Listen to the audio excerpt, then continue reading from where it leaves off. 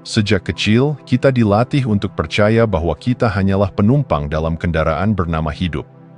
Bahwa dunia luar menentukan arah dan kita sekadar menyesuaikan diri. Tapi apa yang terjadi jika kita membalik paradigma itu? Bagaimana jika kesadaran bukan efek samping dari otak, melainkan sang pengemudi sejati? Kesadaran bukanlah bayangan yang mengekor tindakan. Ia adalah pusat kendali. Ia adalah sumber cahaya yang memungkinkan kita melihat, memilih, dan mencipta. Tanpa kesadaran, semua pengalaman hanyalah rangkaian kejadian tanpa makna. Tapi dengan kesadaran, setiap momen menjadi ladang kemungkinan. Kita diajarkan untuk menjadi penonton dari narasi hidup, pasif, patuh, pengamat yang baik. Namun yang tak pernah diajarkan adalah bahwa kita juga bisa menjadi penulis naskah, sutradara, dan bahkan editor dari kehidupan kita sendiri. Begitu kita sadar akan posisi ini, dunia luar tak lagi menjadi penentu, tapi cerminan dari arah yang kita pilih.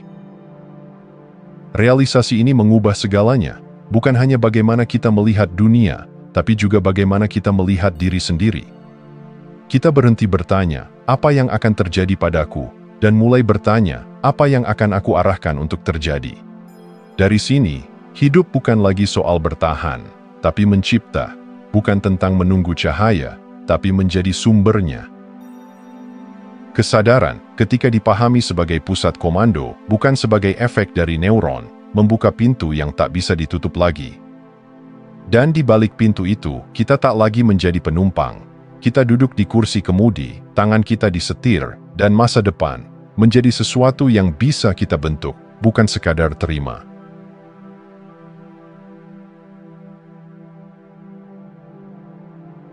Bayangkan radio. Ia tidak menciptakan lagu yang kita dengar, ia hanya menangkap siaran yang sudah ada. Begitu pula otak. Ia bukan pencipta kesadaran, melainkan penerima frekuensi yang lebih tinggi, frekuensi yang kita sebut diri sejati. Dalam paradigma ini, otak bukan pusat, tapi alat. Dan kesadaran, ia adalah sinyalnya. Selama berabad-abad, ilmu dan spiritualitas berjalan di jalur terpisah, namun kini mereka mulai bertemu di simpang jalan yang sama. Penelitian tentang pengalaman mendekati kematian, meditasi dalam, dan fenomena luar tubuh menunjukkan bahwa kesadaran tidak padam ketika aktivitas otak berhenti. Justru dalam keheningan otak, kesadaran kadang muncul lebih terang. Inilah wilayah yang dulu hanya dibisikkan para mistikus, tapi kini mulai disentuh oleh para ilmuwan, bahwa kesadaran bisa ada tanpa otak. Bahwa yang kita sebut pikiran mungkin hanyalah interpretasi kasar dari sinyal halus yang datang dari dimensi lain. Kita bukan produk dari neuron, tapi pengguna dari alat biologis canggih yang disebut otak. Realisasi ini meruntuhkan batas yang selama ini membatasi kita. Jika otak hanyalah alat, maka kita bukan sekadar tubuh. Dan jika kesadaran tak bergantung pada otak, maka hidup tak berhenti saat tubuh berhenti. Kita adalah sesuatu yang lebih luas, lebih halus, lebih tak terbatas dari apa yang bisa dipindai MRI atau diukur dengan grafik gelombang otak. Dengan menyadari ini, kita tidak lagi terjebak dalam logika mekanistik. Kita mulai menyentuh misteri yang selama ini terasa jauh, bahwa kita adalah bagian dari sesuatu yang lebih besar, dan bahwa kesadaran kita adalah pancaran dari sumber yang tak pernah padam.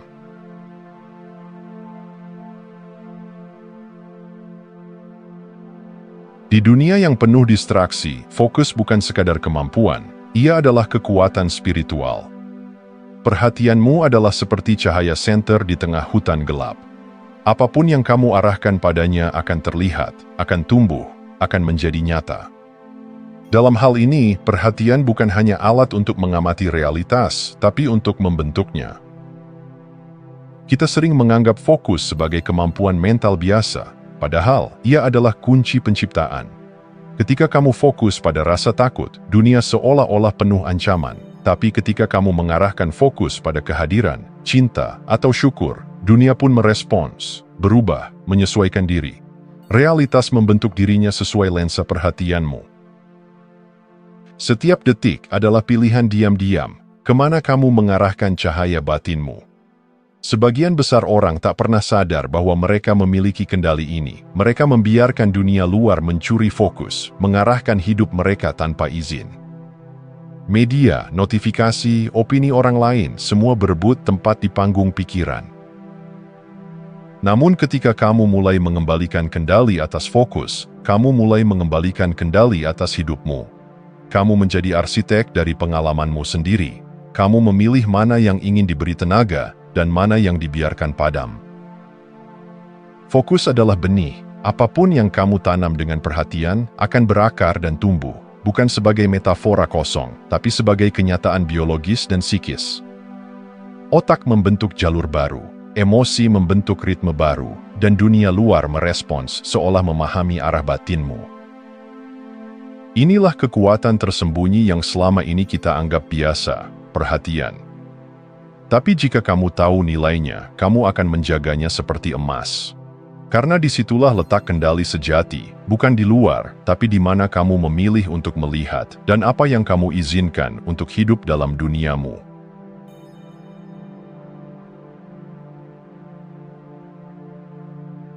Ketika tubuh tertidur, kesadaran tidak padam, ia menjelajah. Mimpi bukan sekadar permainan acak pikiran, tapi jendela menuju wilayah batin yang lebih dalam dan jujur. Di sana, ego tak lagi memegang kendali, topeng runtuh, dan yang tersisa hanyalah kebenaran yang belum berani kita lihat saat terjaga.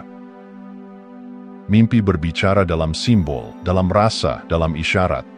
Tapi bagi yang berani menyelaminya, mimpi bukan kabur, ia justru lebih tajam dari kenyataan. Ia memperlihatkan luka yang belum sembuh, harapan yang terkubur, potensi yang terabaikan. Ia adalah cermin tak berdebu dari bawah sadar kita. Dan ketika seseorang belajar untuk sadar di dalam mimpi, lucid dreaming, dimensi itu berubah dari layar pasif menjadi ruang interaktif. Kita tidak lagi terseret alurnya, tapi mulai mengarahkannya. Kesadaran dalam mimpi melatih kita untuk sadar dalam hidup.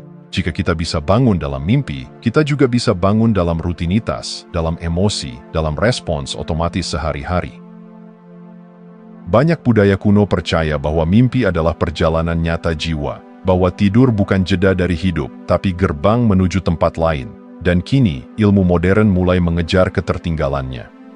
Penelitian tentang tidur REM, aktivitas otak selama lucid dreaming, dan pengalaman spiritual dalam mimpi menunjukkan bahwa ada lebih dari sekadar imajinasi yang terjadi saat kita tertidur. Kesadaran tidak terkurung pada saat kita terjaga, ia adalah penjelajah antar dimensi. Dan mimpi, jika dilihat dengan mata batin terbuka, bukanlah khayalan, melainkan pesan, panggilan, dan kadang, petunjuk arah pulang. Di antara batas tidur dan bangun, kita menemukan pertanyaan paling jujur. Jika aku bisa sadar dalam mimpi, mengapa aku tidak bisa lebih sadar saat hidup?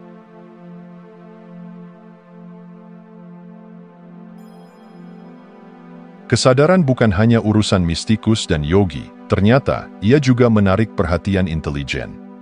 Dalam dokumen rahasia yang kini bocor ke publik, lembaga seperti CIA ternyata telah mempelajari kesadaran secara serius, bukan untuk pencerahan, tetapi untuk pengaruh dan kendali. Ironis, saat sebagian besar dari kita mengabaikan potensi batin sendiri, kekuatan besar diam-diam memetakan peta kesadaran demi keuntungan strategis. Salah satu contohnya adalah Gateway Experience, sebuah program yang terdengar seperti meditasi, namun dirancang untuk mengakses keadaan kesadaran yang diubah secara teknis.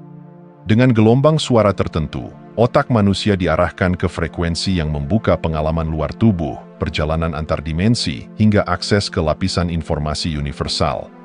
Ini bukan teori konspirasi, ini dokumen resmi.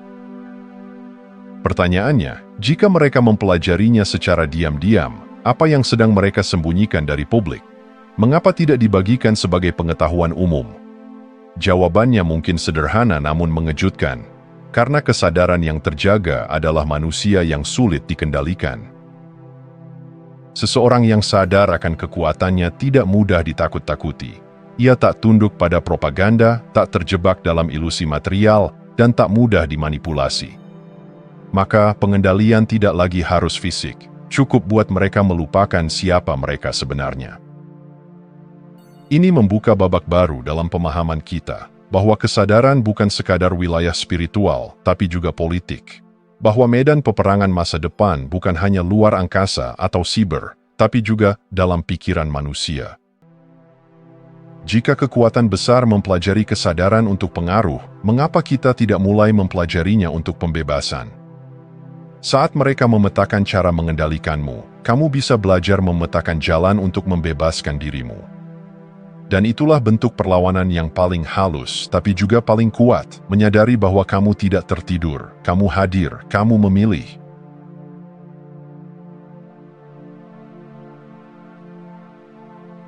Segalanya bergetar, dari partikel terkecil hingga galaksi terjauh, semuanya bergerak dalam ritme yang tak terlihat mata. Bahkan pikiranmu, yang tampaknya tak berwujud, memiliki frekuensi. Emosi, suara, bahkan niat. Semuanya adalah vibrasi. Dan di balik segala bentuk dan warna yang kita lihat, realitas tersusun oleh getaran yang tak henti berbicara.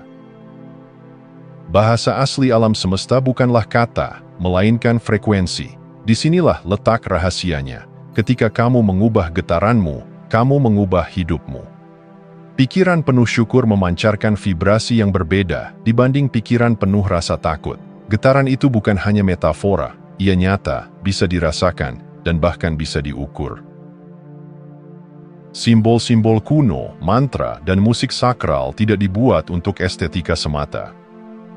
Mereka adalah alat penyetel kesadaran.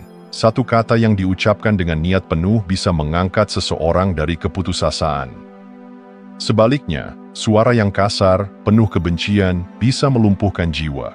Suara menyembuhkan atau menghancurkan tergantung pada frekuensinya. Kita adalah instrumen hidup, dan setiap hari kita menyetel diri kita melalui apa yang kita dengar, pikirkan, dan rasakan. Pertanyaannya, apakah kamu sedang selaras atau sumbang terhadap irama alam semesta?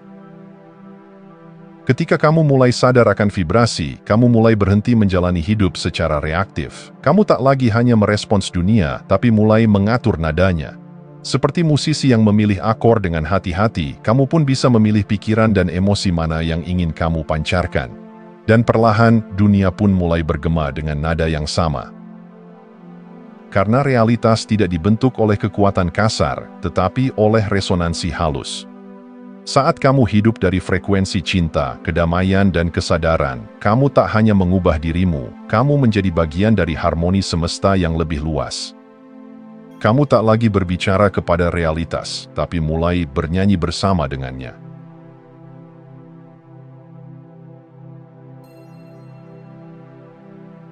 Dalam dunia kuantum, ada satu kenyataan yang mengguncang fondasi cara kita memahami hidup. Pengamat memengaruhi apa yang diamatinya.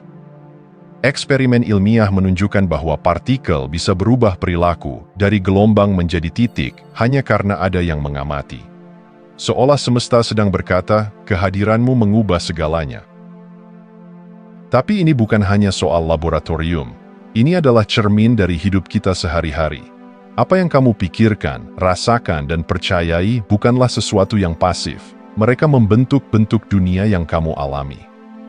Jika kamu mengamati hidup dengan rasa takut, kamu menciptakan ruang untuk ketakutan itu tumbuh. Jika kamu mengamati dengan rasa syukur, maka syukur akan menciptakan ruangnya sendiri. Menjadi pengamat sadar bukan berarti menjadi netral, justru sebaliknya, itu adalah tindakan penciptaan.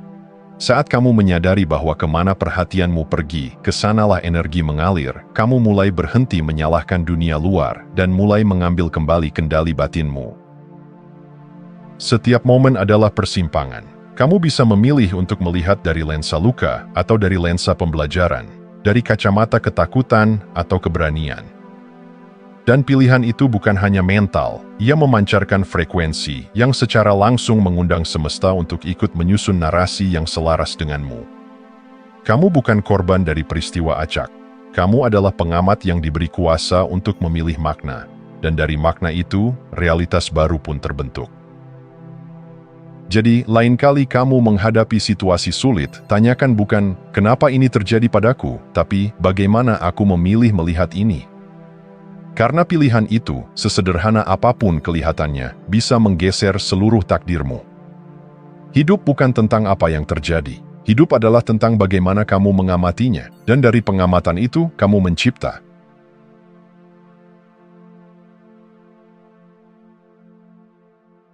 Bayangkan jika sejak kecil kamu diajarkan bahwa pikiranmu membentuk kenyataan, bahwa perhatianmu adalah kekuatan penciptaan, bahwa kesadaranmu bukan sekadar produk otak, tapi sumber kehidupan itu sendiri. Dunia seperti apa yang akan tercipta jika satu generasi saja tumbuh dengan pengetahuan ini? Namun kenyataannya, kita diajarkan sebaliknya, bahwa kita kecil, bahwa kita harus mengikuti, bahwa realitas adalah sesuatu yang terjadi di luar sana, dan tugas kita hanyalah menyesuaikan diri. Sekolah lebih banyak melatih kita menghafal daripada memahami. Media mengajarkan kita untuk merasa kekurangan, takut, dan bergantung, bukan karena mereka tidak tahu, tapi karena mereka sangat tahu. Pengetahuan tentang kesadaran bukan disembunyikan karena tak berguna, ia disembunyikan karena berbahaya bagi mereka yang bergantung pada kepatuhan massal. Seseorang yang sadar tidak mudah diatur. Ia tidak membeli demi validasi. Ia tidak tunduk demi jabatan. Ia tidak takut kehilangan sistem karena ia tahu kekuatannya tidak datang dari sistem itu. Mereka tidak takut pada perlawanan fisik, itu bisa dipadamkan. Tapi kebebasan batin, itu tak bisa dijinakkan. Seseorang yang benar-benar sadar adalah manusia merdeka. Dan manusia merdeka tidak bisa dikendalikan oleh rasa takut, rasa bersalah, atau rasa kurang. Inilah kenapa kamu tak pernah mendengar pelajaran tentang vibrasi, efek pengamat, atau kekuatan niat di ruang kelas. Bukan karena itu omong kosong, tapi karena jika kamu tahu betapa besar kekuatanmu, dunia ini takkan pernah sama. Namun sekarang kamu tahu, dan begitu kamu tahu, kamu tidak bisa kembali tidur. Karena kebenaran spiritual yang sejati bukan memberi jawaban, tapi membangunkan kesadaran bahwa kamu sendiri adalah jawabannya.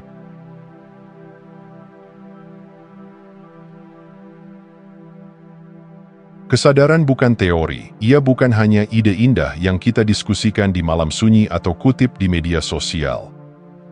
Kesadaran adalah denyut hidup yang harus dialami, dirasakan, dan yang terpenting dilatih.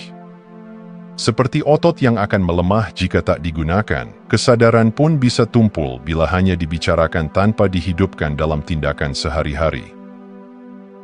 Inilah mengapa praktik-praktik kecil justru sangat besar dampaknya. Napas sadar, satu tarikan yang benar-benar kamu sadari, bisa membawamu dari autopilot menuju kehadiran. Mengamati pikiran tanpa langsung mempercayainya, menyadari emosi tanpa larut di dalamnya, itu bukan kelemahan, tapi latihan kekuatan batin sejati. Kesadaran tidak menuntut kamu menjadi sempurna, ia hanya mengundang kamu untuk hadir, setiap detik, setiap langkah, setiap keputusan.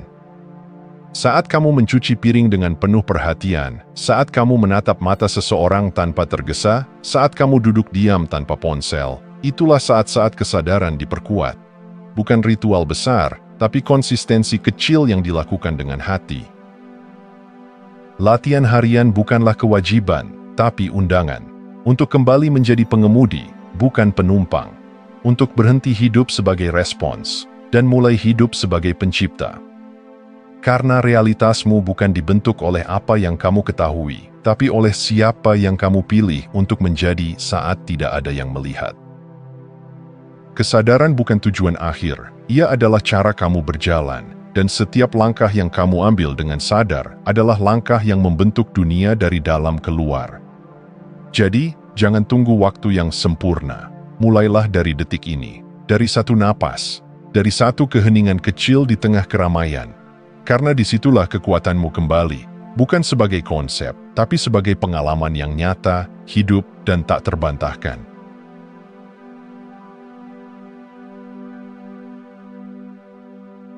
Kita menghabiskan begitu banyak waktu untuk mencari makna, kedamaian, jawaban, bahkan versi tertinggi dari diri sendiri. Kita naik gunung, membaca buku suci, mengejar guru, dan menjelajahi tempat-tempat suci seolah kebenaran tersembunyi di luar sana. Tapi perlahan, satu persatu tirai itu tersingkap, dan kita mulai menyadari, kebangkitan bukan tentang menambahkan sesuatu, tapi mengingat apa yang sudah ada. Kita tidak kekurangan jawaban, kita hanya tertutup oleh lapisan-lapisan ilusi, identitas yang dibentuk oleh trauma, ekspektasi sosial, dan ketakutan kolektif. Kita lupa siapa diri kita karena terlalu sibuk menjadi apa yang diinginkan dunia. Namun di balik semua kebisingan itu, ada suara lembut yang tak pernah padam. Suara dari dalam. Suara yang tidak mendesak, tidak memaksa, hanya menunggu kamu cukup tenang untuk mendengarnya. Itu adalah suara kesadaran sejati, bukan versi sempurna dari dirimu, tapi dirimu yang otentik, jernih, dan hadir. Kebangkitan bukan pencapaian, ia adalah pengingat bahwa kamu sudah utuh, bahwa kamu punya kendali, bukan karena kamu tahu segalanya, tapi karena kamu kembali sadar atas setiap pilihan, setiap respons, setiap momen. Dan yang paling indah, tidak ada yang bisa memberimu kesadaran ini. Tidak guru, tidak buku, tidak sistem. Ia hanya bisa dipilih dan dialami. Setiap hari, setiap napas, saat kamu memilih hadir, kamu sedang memilih untuk bangun. Jadi bukan tentang menemukan cahaya di ujung lorong, tapi menyadari bahwa kamulah cahaya itu yang selama ini menunggu untuk diingat. Kebangkitan adalah pulang, bukan ke tempat, tapi ke kesadaranmu sendiri.